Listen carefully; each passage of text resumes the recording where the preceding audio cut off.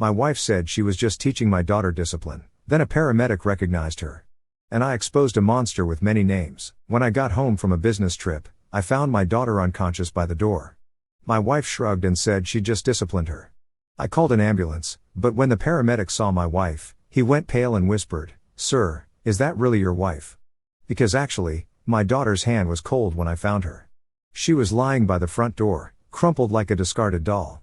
Her 6-year-old body curled in a way that made my stomach drop. Her lips were pale. Her breathing was shallow. There was a bruise blooming purple across her cheek. I'd been gone 3 days for a sales conference in Minneapolis. I'd called every night. Lily had sounded quiet, but Jennifer, my wife of 4 years, said she was just tired. "You know how kids get," she'd said. "Probably coming down with something."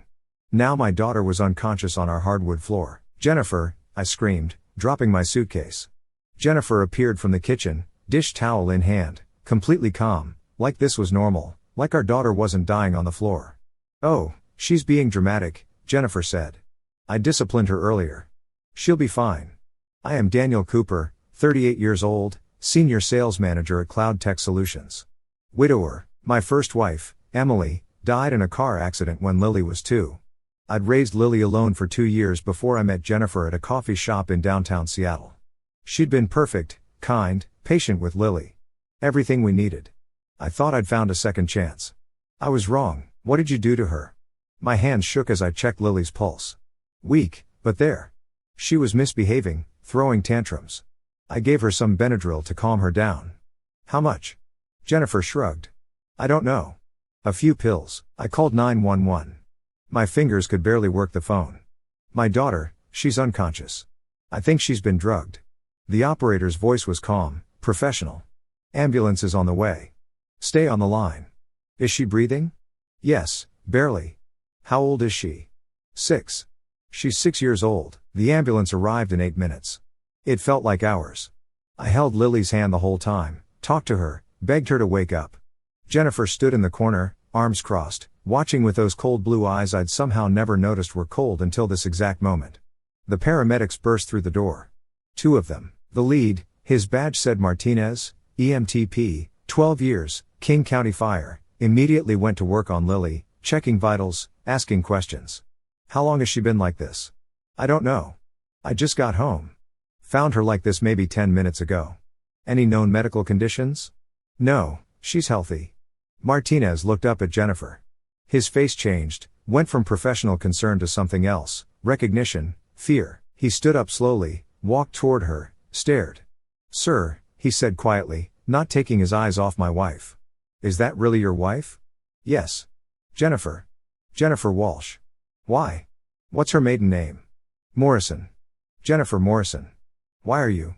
Martinez pulled out his phone, typed something, showed me the screen. It was a news article from Portland, Oregon, dated November 2021. The headline, "Woman Arrested in Child Abuse Case. Stepson Hospitalized with Suspicious Injuries." The photo showed a woman who looked exactly like my wife, same blonde hair, same sharp features, same cold eyes, but the name was different, Sarah Jensen. "Because she's Sarah Jensen," Martinez said, his voice tight. "She was investigated in Oregon 2 years ago. Her stepson almost died." My blood turned to ice. "What are you talking about?" "Charges were dropped on a technicality. Something about chain of custody on the evidence. But that kid, Dylan Martin, 8 years old, he had the same symptoms I'm seeing here. Severe dehydration, unexplained bruising, sedatives in his system. His father didn't know until the school called CPS. I looked at my wife. She stood in the corner, arms still crossed, face completely blank. Not scared, not surprised, just annoyed. "That's ridiculous," she said calmly. "I've never been to Oregon." This man is clearly confused. "Ma'am, I worked that case," Martinez said. "I was the paramedic who responded when Dylan was found unresponsive at school. I testified at the preliminary hearing." "That's you." "You're mistaken." Martinez turned to his partner. "Load her up. Priority 1, possible drug overdose and suspected abuse. I'm calling this in." They strapped Lily to the gurney, so small, so pale. "My baby girl. I'm riding with her," I said. "Sir, you should follow in your car." "I'm riding with her." Martinez nodded. "Understood." As they loaded Lily into the ambulance, I looked back at Jennifer. She was already on her phone, texting someone, completely calm. The ambulance ride took 17 minutes. 17 minutes of watching Lily's chest rise and fall weakly. 17 minutes of Martinez explaining what he knew. The Oregon case was bad, he said quietly. Kid was hospitalized 3 times in 6 months.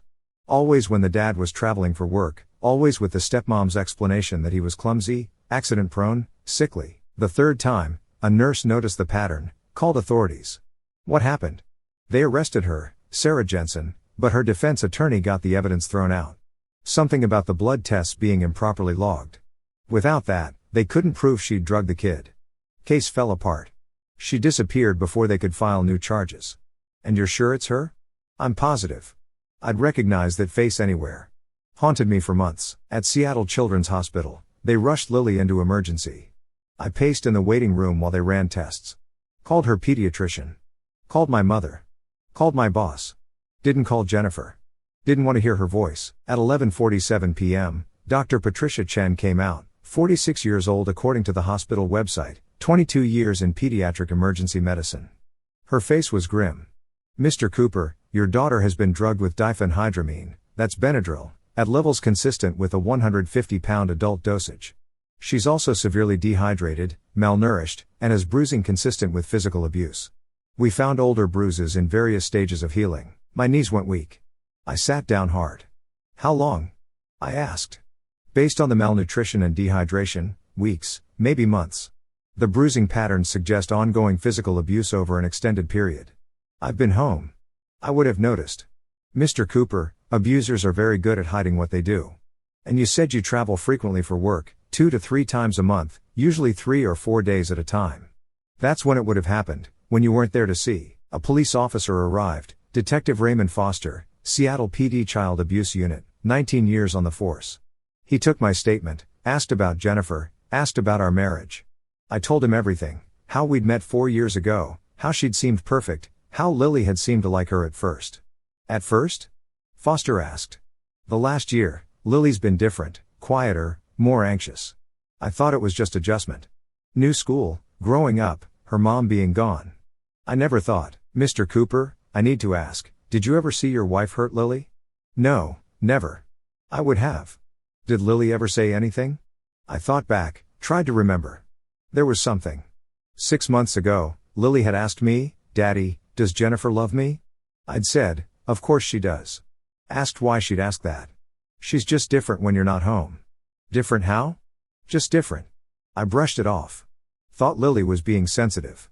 Thought she was still struggling with having a stepmom instead of her real mom. God, how could I have been so blind? I need to talk to your wife, Foster said. She's at our house, 2847 Maple Avenue. He left. I stayed with Lily. She woke up around 2 a.m., groggy, confused. When she saw me, she started crying. I'm sorry, Daddy. I'm sorry. I didn't mean to be bad, baby. You're not bad. You're not bad at all. Jennifer said I was bad. Said I deserved it. Said if I told you, nobody would believe me because I'm just a kid and she's the grown-up. My heart shattered into 1,000 pieces. I believe you, sweetheart. I believe you completely. Jennifer came home that night like nothing had happened. Detective Foster had gone to our house, but she'd refused to answer questions without a lawyer. They couldn't arrest her, not yet, not without more proof. She texted me at 2:34 a.m., where are you? I'm worried. I didn't respond. She texted again at 3:15 a.m., Dan, please. I know you're upset, but we need to talk. Lily has behavioral issues. I was just trying to help. She needs structure, discipline.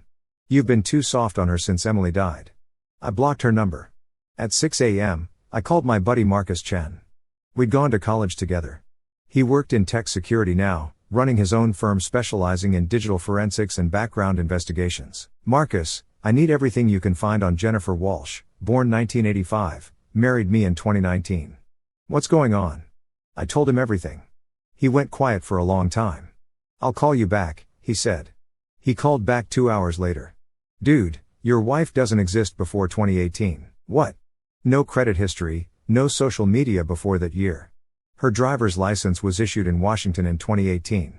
Her social security number is real, but there's no employment history before 2018. No tax records, no college transcripts. It's like she appeared out of nowhere. My hands started shaking. Can people even do that? Sure, if they know what they're doing. Change your name, move states, create a new identity. Not exactly legal, but not impossible, especially if you're running from something. I dug deeper, found the Oregon case Martinez had mentioned.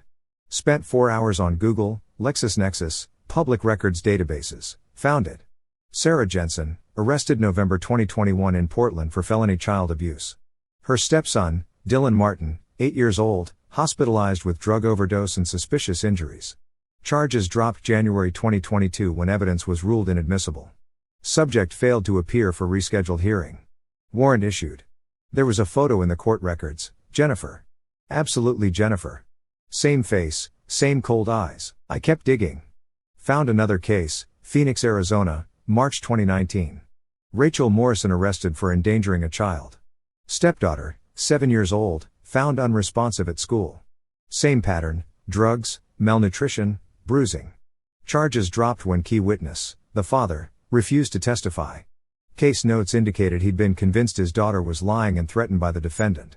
The case was sealed because the victim was a minor, but I found the father's name in related civil filings, Robert Morrison. He'd filed for divorce and emergency custody 3 months after the criminal case fell apart. I called information, got a number, left a voicemail. Mr. Morrison, my name is Daniel Cooper.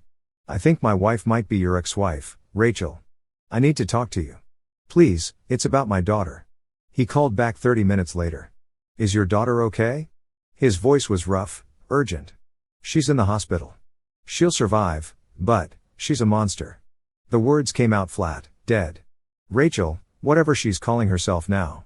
She gets off on it, hurting kids, specifically stepkids. She finds single fathers, plays the perfect girlfriend, the devoted stepmom. Then once she's locked in, married, living together, integrated into the family, she starts. Starts what? Testing boundaries, small punishments that escalate, withholding food, restricting bathroom access, emotional abuse, then physical, then chemical.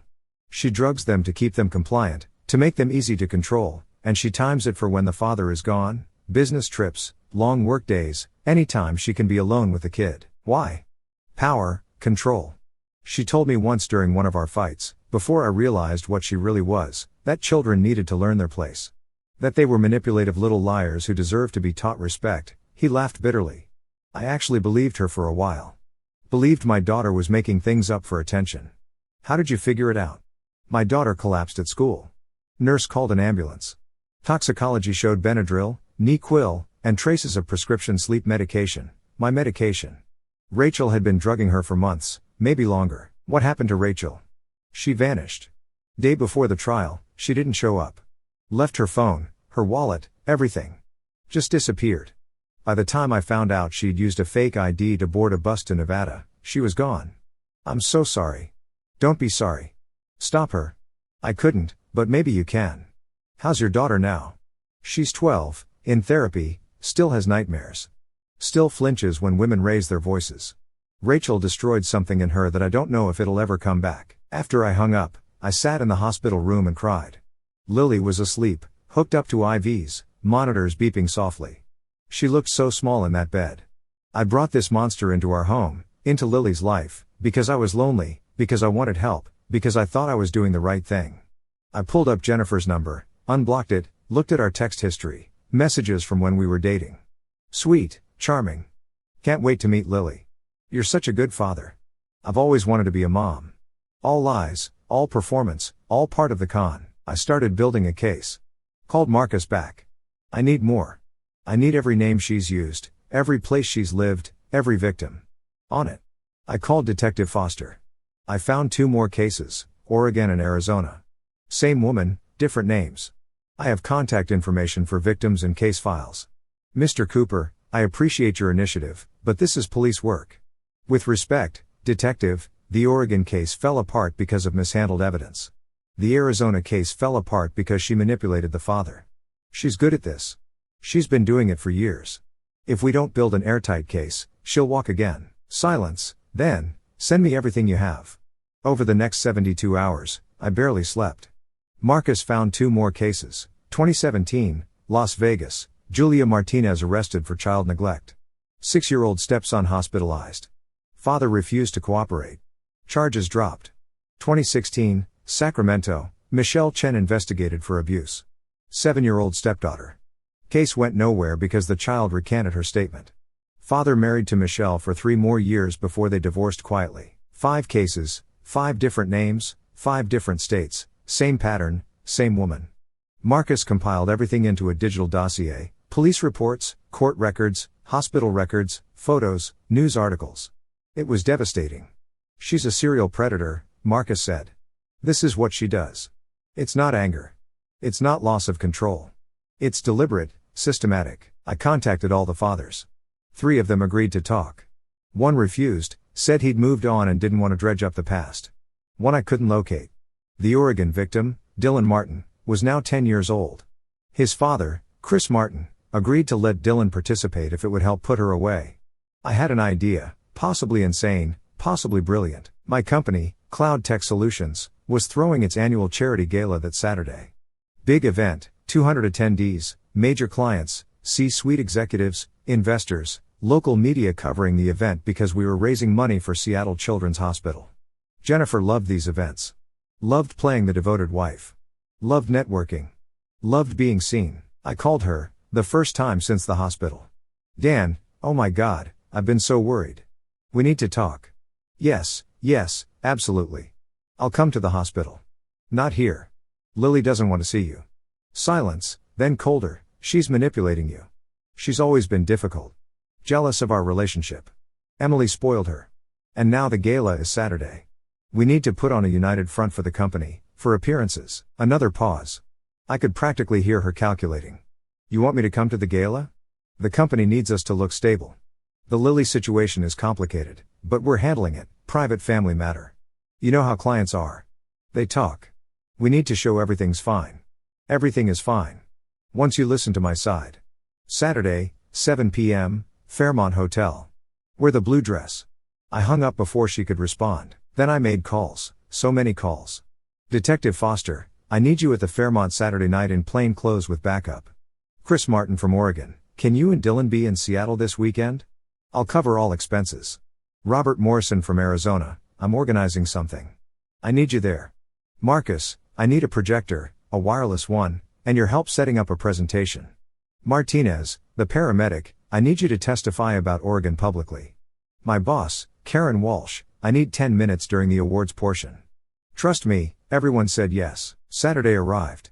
The Fairmont Olympic was decorated beautifully, chandeliers, ice sculptures, open bar, live jazz band, 200 people in formal wear, schmoozing and drinking champagne. I wore my best suit, smiled, shook hands, played the part. Jennifer arrived at 7:47 p.m., blue dress, hair perfect, makeup flawless. She looked like a magazine ad for the perfect wife. She kissed my cheek. Thank you for this, for giving us a chance to work things out. Of course. I introduced her to clients, colleagues. She charmed everyone, laughed at jokes, complimented dresses, asked about children with exactly the right amount of interest. She was very good at this. At 9:15 p.m., the awards portion began. My boss, Karen, took the microphone. Thank you all for coming tonight. We've raised over $300,000 for Seattle Children's Hospital. That money will directly support families dealing with pediatric emergencies, families like our own Daniel Cooper's. Polite applause. Jennifer smiled, squeezed my hand. Dan, would you like to say a few words? I stood, walked to the stage, took the microphone. Jennifer's smile was radiant. Thank you all for being here tonight, I said. Child safety is personal to me, especially this week. Because 6 days ago, I came home from a business trip and found my 6-year-old daughter unconscious on our floor. The smile froze just for a second, then returned, but colder. She'd been drugged, starved, beaten while I was in Minneapolis selling software. Murmurs in the crowd. Jennifer's smile stayed fixed. I also learned something else. I learned that my wife has been abusing my daughter systematically for months. The smile cracked. I nodded to Marcus.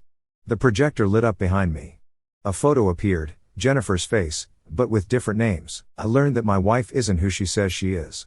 Jennifer Walsh, that's what she told me, but that's not her real name. Another slide, a mug shot. This is Sarah Jensen, arrested in Portland, Oregon, November 2021 for child abuse. Another slide, different mug shot. This is Rachel Morrison, arrested in Phoenix, Arizona, March 2019.